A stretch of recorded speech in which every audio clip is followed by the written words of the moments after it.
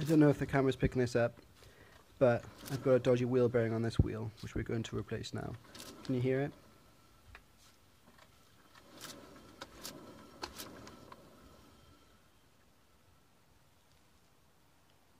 So now that I've confirmed that it's this wheel, we're going to have to take the wheel off itself.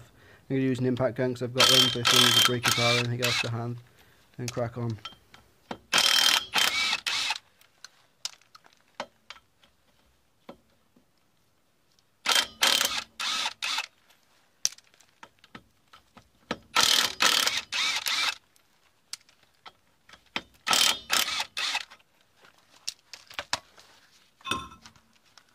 With the wheel off now, we're going to lubricate up every joint or bolt that I'm going to touch today, just to make sure it all comes off nice and easily.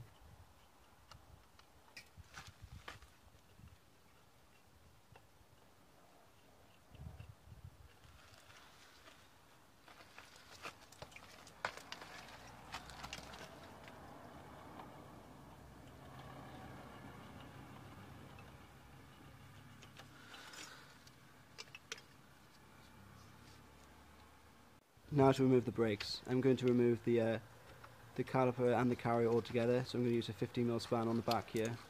It's a bit tight as I expected, so I'm going to just knock the spanner around with a hammer.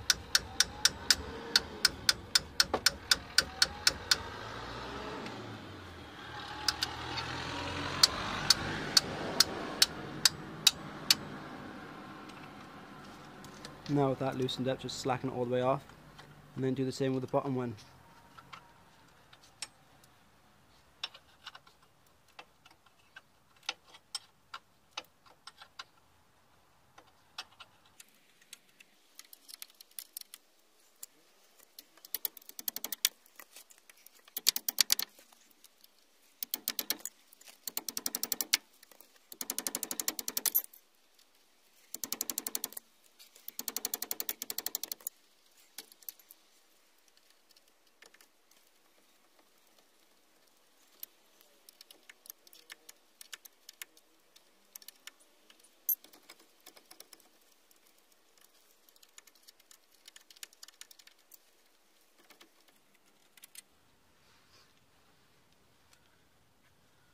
Then wiggle it all free and support it up on the shock with a bungee cord. Well, that's what I'm doing, but if you don't, you can have like a box or something on the floor. It is quite heavy, so you're going to need something strong to hold it up on this occasion.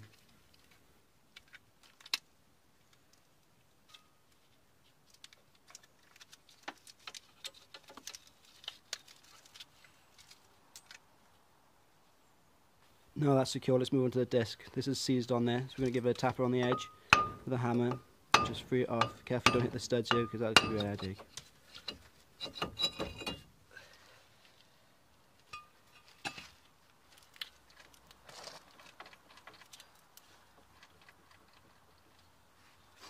Now use a breaker bar to crack off the track rod end bolt. I think it's a 17 on this it was. Now that's cracked loose, you can just use your ratchet to knock it around and fully remove the nut.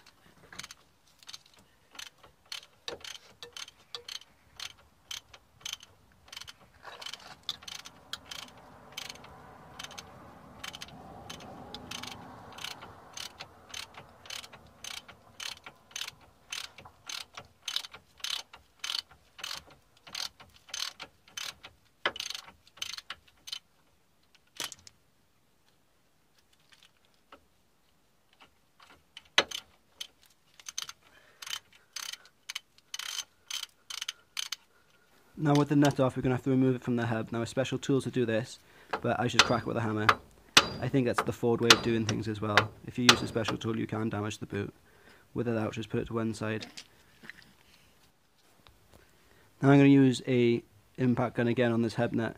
It's very tight, but you can use a breaker bar and use a pry bar to lock the flange up so it doesn't spin. Just zip it out.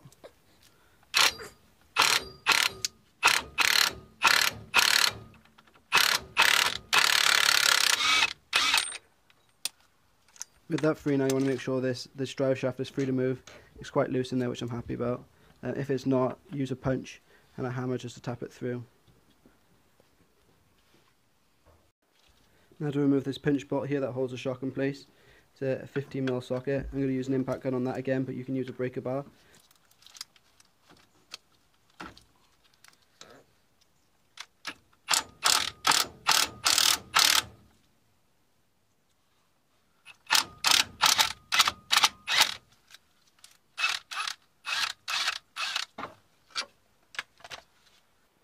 Now we'll remove the ABS sensor here. It's a 8mm bolt holding it in. So just crack that off.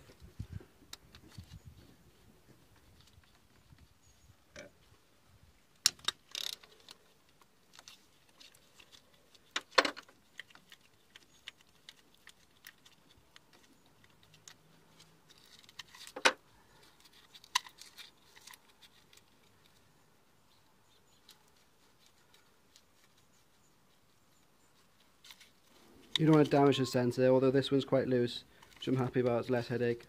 We're still going to use a pair of pliers just to wiggle it free, and then put a screwdriver underneath just to gently lever it up as we're wiggling it free. You don't want to damage it because it's going to cost you money to replace it.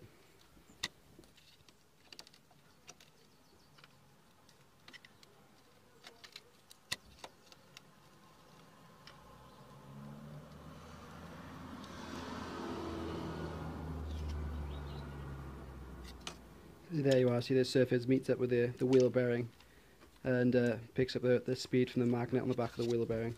Just pop that off from the shock and move it to one side safely so it doesn't get broken.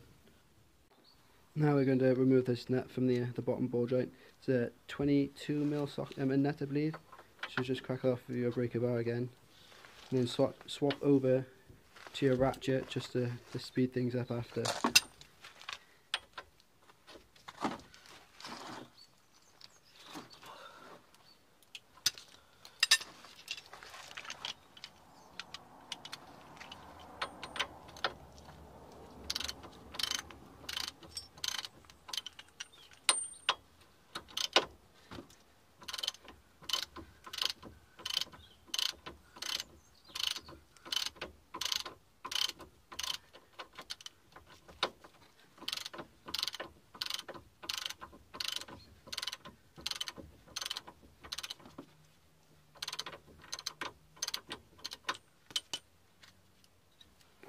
And now we're going to hit this again with a hammer just to break it free. Once you've broken that free, then pull up on the hub and down the arm and get the ball joint out of the lower arm. Now you want to get this drive shaft out, so pull the hub out as far as you can and push the drive shaft through the back. And put your hand through and pull on it and wiggle it free, gentle not to damage anything.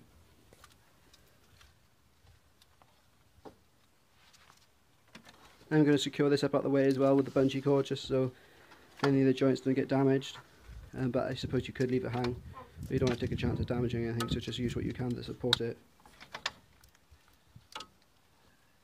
Now with everything out of the way, just get your hammer and beat the top of the hub and it should fall out. There we are, let's go to the back of the van. You can hear the bearing better on this now. Can you hear that? It's all pitted on the inside and it's making a nasty rumbling noise, so it needed replacing. Right, to get the flange out you need a smallish socket to fit, I think this is like a 32mm, to fit on the back of the flange there, and then you're just going to smack it through. There's no pretty way of doing it, just hit it as hard as you can.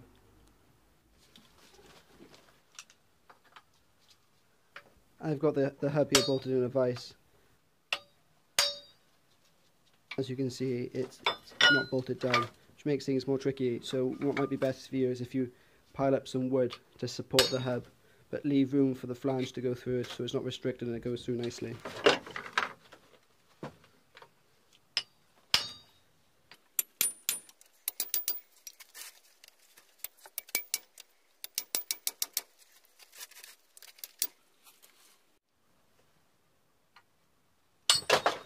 Usually when these come free, the inner race comes out with it, but it hasn't on this occasion. If yours does, just cut through it with a grinder, careful not to damage the flange at all. So just put that one to one side and remove the bearing itself now. As you can see, this is held in here with a circlip. I'm going to try tapping this around to free it up, but as you can see there's a lot of dirt in here, and it's pretty stuck.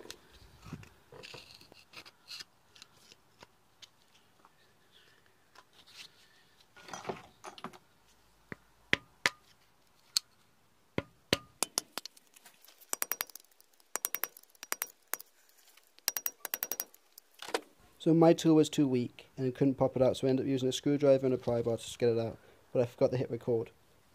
So I'll make another video about that shortly. Now to get the actual bearing out, I'm going to use this race driver here just to smack it through, but mine's slightly too big, so I'm going to hit it as far through as I can and then swap over to a hammer or something else just to push it through.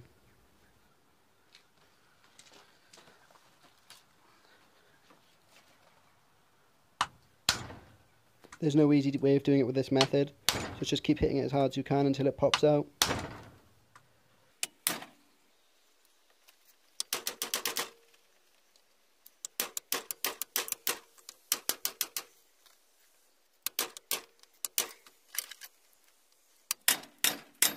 So as you can see, it started moving now, so I'm just going to put this hammer in and just smack on the top of it with the other hammer until it drops out the bottom.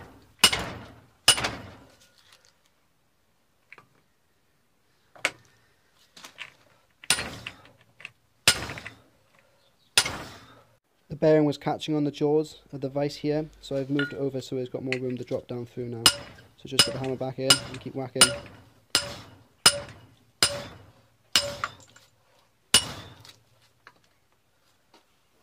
And there it is, it's popped through, come at the bottom now. Let's investigate the bearing. Yeah, as you can see, it's all dirty in there. And it's all pitted, and that's what's causing the rumbling noise, is the bearings going across the scratches on the inside.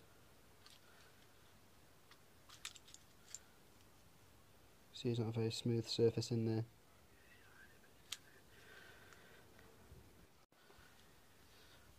Okay, now let's prepare this surface for the new bearing going in. So we're going to spray it with some brake clean and clean it up.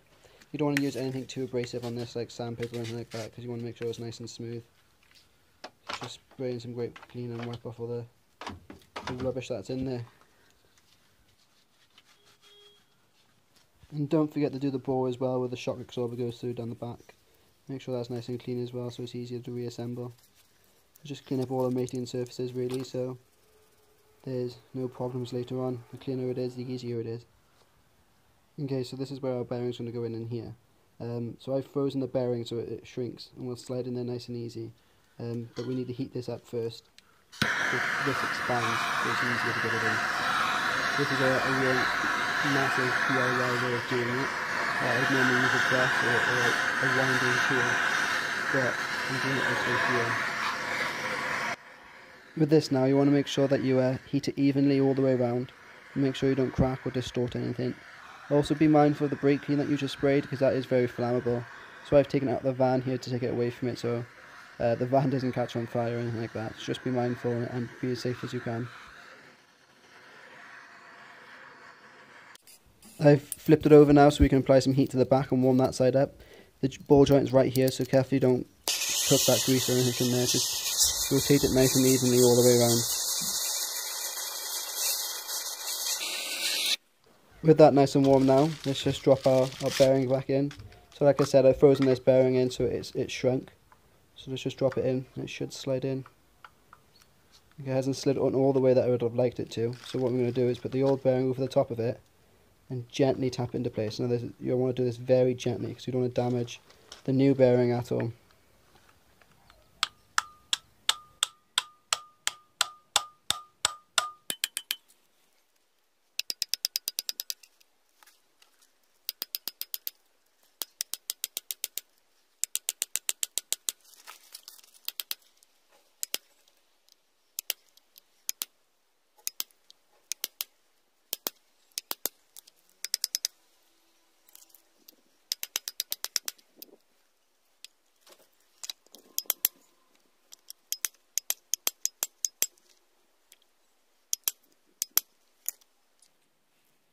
Right, now there's time to put the circuit back in. Leave a space here for the ABS sensor.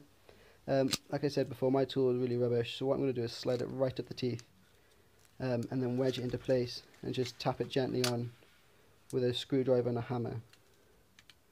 Otherwise it would just keep shooting off.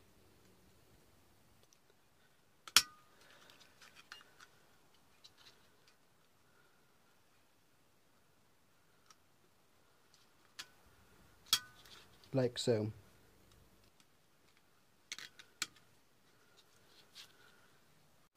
Right, so now I've got it wedged there.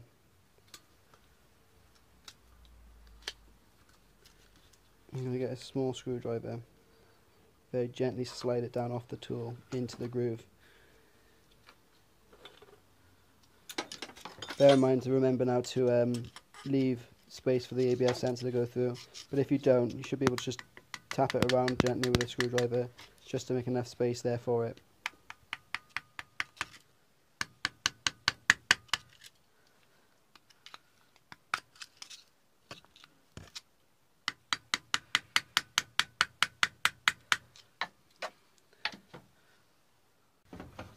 Now that the bearing's in place here, I'm going to put this flange back in, but I put a bit of grease on the race here, just so it slides in nicely. At this point, make sure the bearing is supported from underneath. So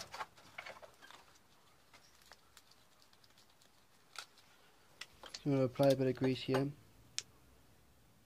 Just put a thin coat all the way around, just to lubricate it up when it's sliding in now.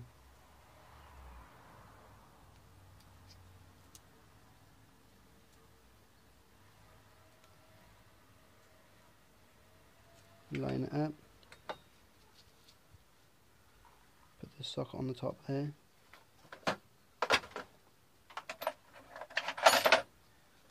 And beat it in with a hammer.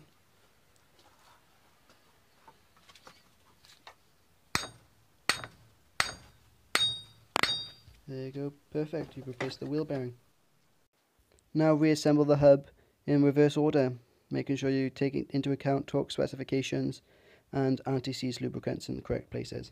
Thanks for watching guys, like and share and subscribe, thank you.